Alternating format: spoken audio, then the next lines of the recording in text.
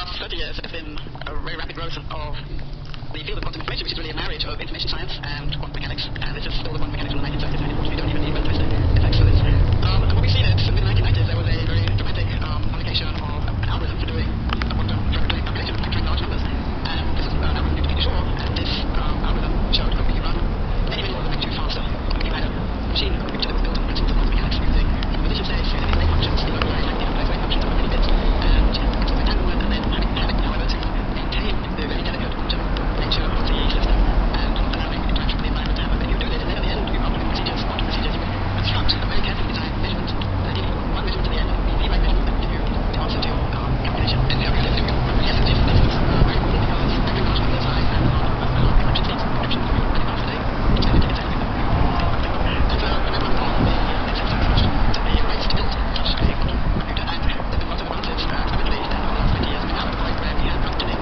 devices with 9 or 10 quantum bits analog of a classical bit. A quantum bit, so as we saw in the examples of the spinning electrons. So a classical bit would either be in state 0 or 1 digital universe, which we saw in outer space. A quantum bit can be in a superposition. It can be any arbitrary superposition of 0 and 1, which means it will be both 1 or 0, or at the same time 1 and 0. So it will carry this mystery along with us. And so we now have devices that are functioning with about 10 of these. 9 actually, right now. But people are working furiously now to build up to about 50, 60, and we should have like close to 100. And then once we get close to about 100, that's a critical number, because at that point one starts to have real critical challenges in maintaining the quantum nature of states of these machines. And that brings in issues of the environment and decoherence, and also very, very delicate control. And as Gerard mentioned, then you really have to know many variables to really, and to control every one of those variables. And that's a really big both physics and engineering problem, which is just starting to be addressed now. And then after that, I think it's impossible to predict how long it will take after that, if at all possible, to go up to about 1,000 or so. And 1,000 is about the number where one would really have a machine which could do things that couldn't be computed in a lifetime of the universe. That's not the classical machine, so that would be the real change for information raising. So we're just about out of time, but I wanted to end on even bringing this even further down to Earth, as we sort of the cosmos, black holes, wormholes, entanglement. There's a wonderful demonstration in which these quantum mechanical ideas does something that I find eye-popping, no matter how many times I've seen it. Maybe some of you have seen it before. We have a figure for Omaha. Can you come out one more time with quantum levitation, if you would, which is a stunning demonstration of, again, some of the strange ways in which quantum mechanics allows the world to work in ways that, again, a classical intuition would not expect. And Oman does this freehand. I'm going to stand back and let Mohammed actually try to. I'm going to wear a glove. He only wears it to look like he's being responsible. I see him do this with their hand all the time. But, that's just crazy. That's like 70 years or something. Just go. So I'll just go back to the desk, if you would. And if you just put that there, and then I'm going to give this a little bit of a push back. Can you see that? Can you get a shot of that? This is actually just hovering. Can I give it a little bit more of a push? It's happening. Bring up the final slide that we have. It's called quantum locking. It's a wonderful application. One of my ideas that originated this real physicist demonstrated this one before. They got magnetic lines that are penetrating a superconducting disk. It's called that allows it to be a superconductor. And the threads of these magnetic lines are able to sometimes pin this object along this track of uniform magnetic field. And as long as you keep it cold and superconducting, it will hold it in place. There's another illustration of these ideas. Look at that. Can you close up of that shot right there? You can do that up on the screen. There you go. See, that's just hovering right there. And there's nothing in between there. And can we actually, can we flip this over and see how that goes? Yeah, so take this guy.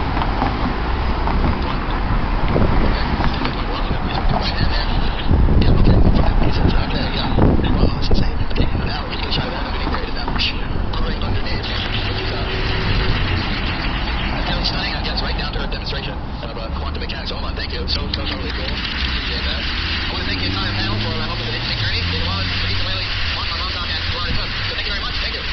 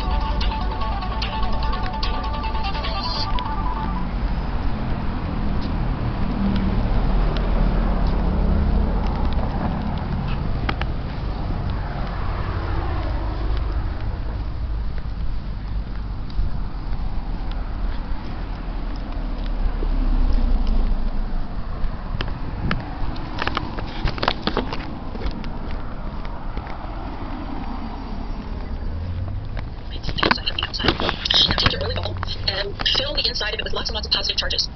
And now, if you look, you zoom in, look at that memory, you'll see a difference in charge. There'll be much more positive on the inside, much more negative on the outside.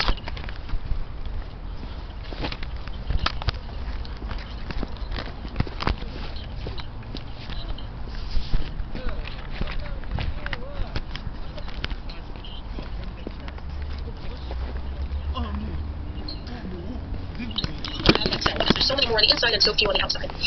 Now you close that channel, so you don't let those things out. And again, we're going to zoom in and look at that oily, bubbly plasma membrane layer. And what you can see is that it's positive on the outside and negative, positive on the inside, negative on the outside. And now what I want you to do is superimpose a battery. So now instead of having that little tunnel, I want you to just have a battery sticking through there. And if you think about what a battery is, it has a positive end and a negative end. And if you connect those two ends, electricity can flow. So you put a wire and you can have electricity flowing. Well, it's exactly the same thing in the plasma membrane. You open that channel and ions can flow, and that's a current. So that's electricity. So the way the body is creating electricity is by separating charges, by having cells that can build up in a lot of potassium on the inside and more than there is on the outside. So it's that process of separating charge, and it depends entirely on that oily container layer. So it's a great foundation to get us started for this chat. And so our question is it possible to grow a human or mammal brain in the lab? Okay, there's two possible ways to interpret that question. One is, can you take a brain out of a human or animal and stick it in a dish and keep it alive? And the other one is, can you start with cells that are kind of generic and cause them to create a brain in the dish? The answer to the first one is, I think, probably yes. It probably won't behave normally, but I think it's certainly possible to keep it alive, to create the right environment. Now, the other one, which is more interesting, and I think what the question is really about, is a little more difficult to answer. The short answer is, I personally cannot do that.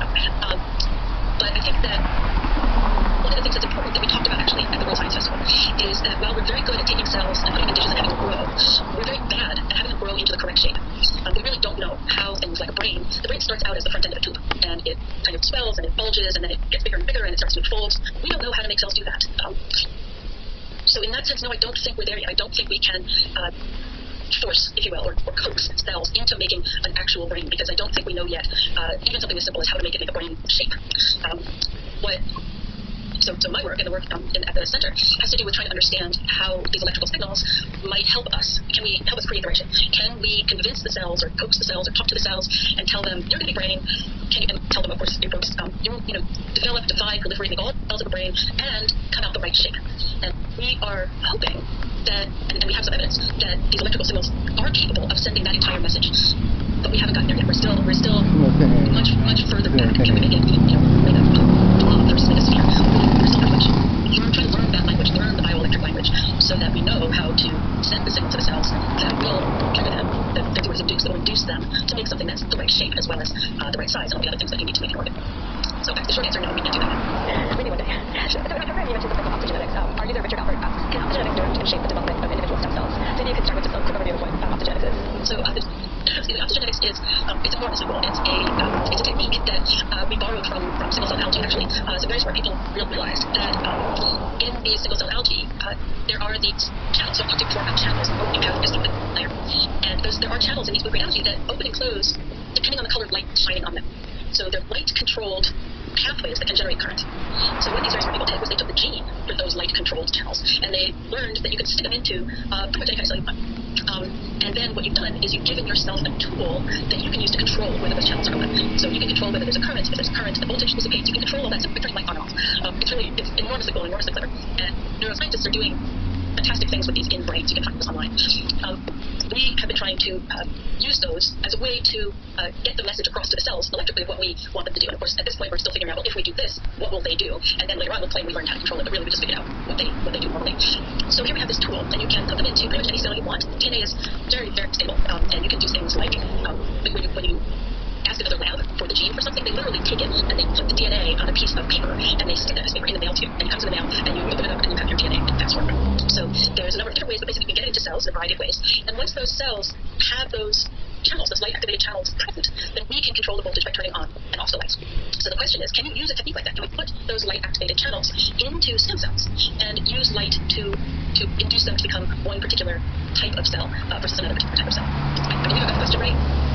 Yeah, we can shape individual stem cells using this technology. Okay, so the other thing, for those of you who don't know, stem cells are very special cells that stay kind of less developed than other cells in your body. So your muscles, for example, have muscle stem cells, and they're all distributed throughout your muscles, but they're not muscles, they're pre-muscles. And if you have damage to a muscle, what happens is the stem cell starts to divide and make more and more of itself. And some of those cells stay stem cells, they stay in this sort of ready to go when signaled state. The other just go on and become new muscle. So the question is, can we use this optogenetic technique to control, is the cell staying a stem cell or is it becoming a muscle cell? Can we use this to make it turn into muscle exactly at the time we want them to? to? And I think the answer is absolutely. I know that it's a little easier even than that. We have colleagues who, if you take stem cells and grow them in a dish, you can change their voltage. Partly, you can do it in all sorts of fancy ways, but you can also just change the ions that are on the outside. So remember when I said that the cells generate electricity by separating charge?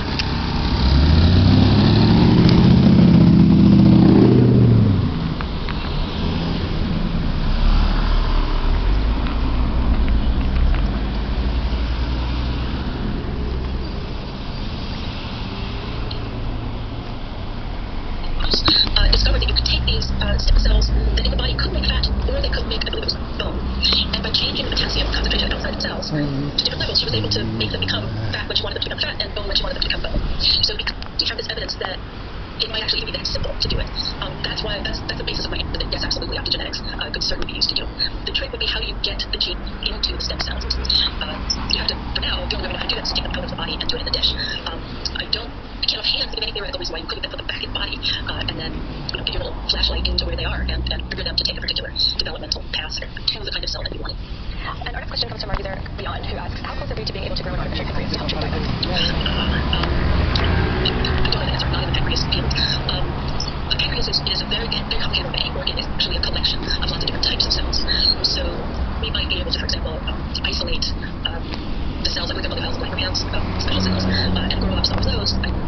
If we have that going, and I'm sure people are trying, I would expect that what we haven't figured out yet is how to trigger them to make all the right different kinds of cells and then organize themselves into a pancreas. But that's my guess. I'm not in that field. That's what I would guess is about where we are. And our next question comes from our viewer, Pinto Chakra Virtual. Apologies for saying your name wrong. Will it be possible to make body parts in 3D software and then print them? Yes, I believe that it's actually going on right now. So the other people on the panel actually are doing that kind of thing. So I mentioned that one of the difficult things that we don't understand is how to make things in the right shapes. And so by 3D printing, what you can do is you can make the shape in advance and then have the cells fill it in. So what you're actually 3D printing is not the organ, it's kind of a scaffold for the cells to grow into and then create their own natural type scaffold. And usually those scaffolds are biodegradable. So once the cells have taken on that shape and they kind of take over and they get rid of the scaffolding. So that's an incredibly clever way to go about getting a tube, if what you need is a tube. If what you need is a flat sheet, you can just 3D print a flat sheet scaffold. There's I want to make two comments about that. One is that it's not, you have to do it with a person's own cells in order for the body to then accept that being transplanted into it. And you don't want the immune system to reject the organ that you're so careful. I think that we have a way to go, figuring out how to make that happen. So do we have to seed these scaffolds with cells that come from the patient? Or can we cells that will not express onto their surfaces the proteins that will trigger immune response? That's one thing we have to think about. Another thing is that organs, you can't just put an organ in X and it'll work. It has to have a blood circulatory system, it has to have nerves come into it to make it work. It has to become integrated in very profound ways with the body where it has been put. I know people are trying to learn how to do that. I don't believe that's been successful yet.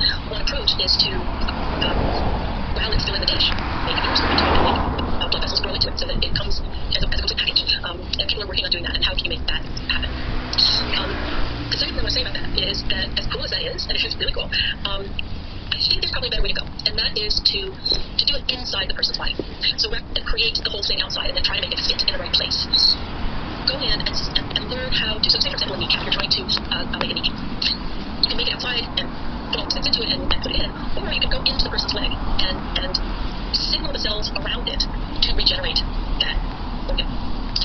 That is closer to the kind of thing that I do with frogs, where you cut off the tail of a frog, and if you make it pump ions out, so if you open up all these channels and positive ions come flowing out, what will happen is the tail will regenerate all on its own, and it'll come out the right shape, and it comes out with all the right tissues, and it stops at the right time, and it's all integrated, its nervous system is integrated, its circulatory system is integrated. It's a way of triggering the body to regenerate itself, rather than trying to create something outside and ask the body to accept it. So these tissue printing processes, which I expect will become useful very soon, they're not exactly regeneration. They are making an organ and then sticking it in and asking it to be accepted. So it's a different set of questions. But I think that what's really exciting is that these electrical signals seem to be like the master switch. If you change the electrical signal, everything happens afterwards, and all the regulation gets turned on. So I think that that's going to be a bit, because it will come out the right shape, it will come out integrated, and you'll get all the different cell types you need, and your stem cells will do the right things. So that's my dream of where regenerative medicine is going. The topic I think came up towards the very end of our program. The question comes from Dark Yoda 123, who asks, is it really possible to bring back a species like Jurassic Park, or is that just complete fiction? No, absolutely possible. It depends. So I was saying before that DNA is very, very stable, and which is why if you can find blood sample, for example, in a mosquito that's been preserved in amber, you actually can get the DNA out of it. What you don't get is all of the DNA perfectly preserved. So, for example,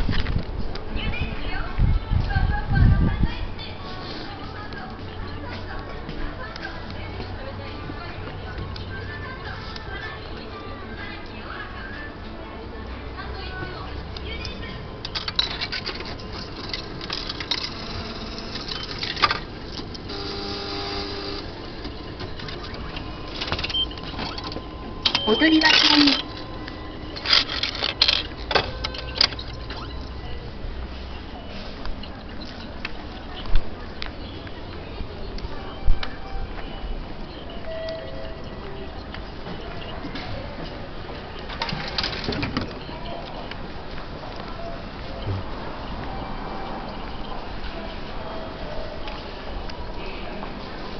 as long as we can create the right environment and we can feel the cells regenerate, pretend you're developing a jaw for the first time, and we hope that what will happen is that the jaw will regenerate, and part of it you'll get the little, what they're called tooth buds, teeth grow from these little tooth buds, and if we can figure out the right message, then absolutely, future dentistry is absolutely going to be enhanced. It's going to be fun for sure. Our next question comes from D4B3Y, who asks, is there any representation of developmental biology in movies or fictions, in particular after the